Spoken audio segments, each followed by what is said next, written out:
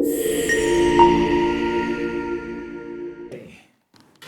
on to item number 6, the town manager's report. Thank you, Mr. Chair. I just want to give a shout out to our town clerk, Jessica Brunel, our assistant town clerk, Carol Saulnier, and then all of the hardworking poll workers who coordinated and executed a flawless special primary on Tuesday of last week.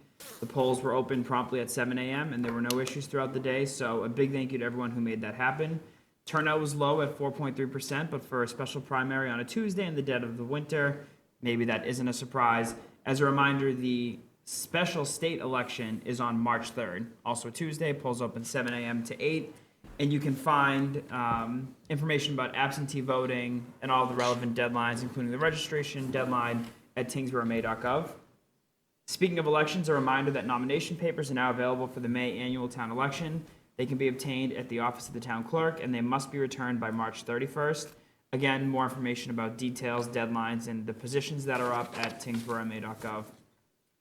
A little bit later this evening, we'll talk about the fiscal year 2027 budget, and as you are all keenly aware, there are a lot of moving parts this year, and so now more than ever, I think it's important that residents who want to better understand the budgeting process, particularly in a more complex year like this, to attend one of the 3 office hours that we've scheduled for later this spring.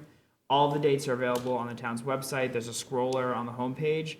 But as I say every year, I'm always happy to meet with residents one-on-one if those dates don't work. Every year I meet with 2 or 3 residents one-on-one to go through the budget. And there are some people that find that more beneficial. So reach out to our office and I'd be happy to do so. On a staffing front, last month, Finance Director and Town Accountant David Andrews informed me of his intent to resign from his position by April 1st. David was first hired by the town in November of 2020 as our town accountant. He was promoted in March of 2023 to Finance Director. In his 5 years with Tyngsborough, David oversaw the implementation of our new financial software, which was an incredible undertaking. At my request, David will stay on for a few weeks to help transition us to an accounting firm that's well recognized in the municipal sphere, which will ultimately serve as the interim accountant until this board determines a path forward for a more permanent replacement. As the board knows, the Finance Director Town Accountant position under the Town Manager Act reports to the Select Board. And so I imagine once we get through town meeting, there'll be a conversation with the Select Board about how it wants to proceed. We are currently looking for an administrative assistant to serve the Veteran Services Office. As you know, earlier this year, we formally approved the creation of a regional cluster with Dracut, whereby Tyngsborough serves as the lead and provides VSO services to both towns. As a part of that agreement, the town of Dracut will reimburse Tyngsborough 50% of all of our salary and benefit costs, which causes this agreement to be, in fact, budget neutral for the town. The position is live on tyngsborough.gov, and I anticipate that by the end of the month, we'll begin scheduling interviews. And then just a few upcoming events and reminders. The next virtual information session for our fire station project is Wednesday at 6:30 p.m. via Zoom. If you go to the town calendars, if you're looking for a meeting agenda, you can find the dial-in information. The Health Department and Clerk's Office will host our 2nd annual rabies vaccine clinic and dog licensing event on Saturday, February 21st from 10 a.m. to 2 at the Ironwood Park Clubhouse. Walk-ins are welcome, but it's encouraged that you make an appointment ahead of time. Dogs have to be on a leash and cats in a carrier, and the cost for a vaccine is $20. The Council on Aging will have another memory cafe on February 25th from 12 p.m. to 1 p.m. You register in advance no later than February 20th by calling the center directly. For this month's event, participants will be decorating memory boxes and discussing what objects you might include to evoke and sustain cherished memories. This program is part of the Council's diligent work to enhance the services that they offer and reach a broader audience. And I already mentioned the special election taking place on Tuesday, March 3rd.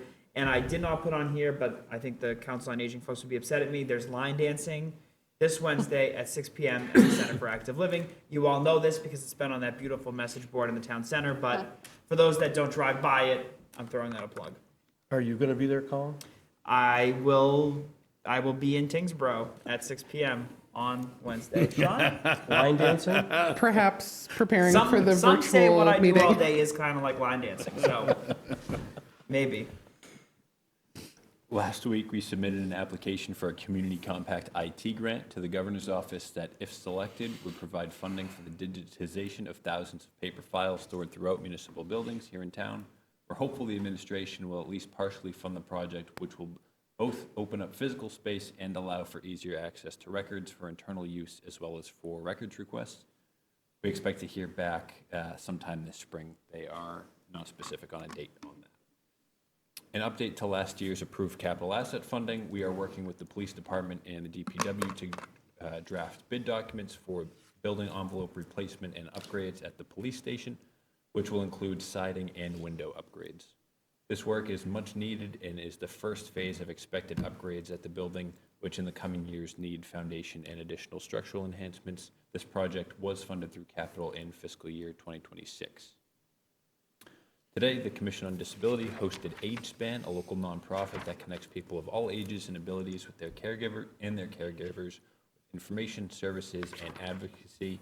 In the region, we also hosted Town Clerk Jessica Brunel for a discussion on election accessibility, especially with the upcoming state senate election as well as the municipal election in May.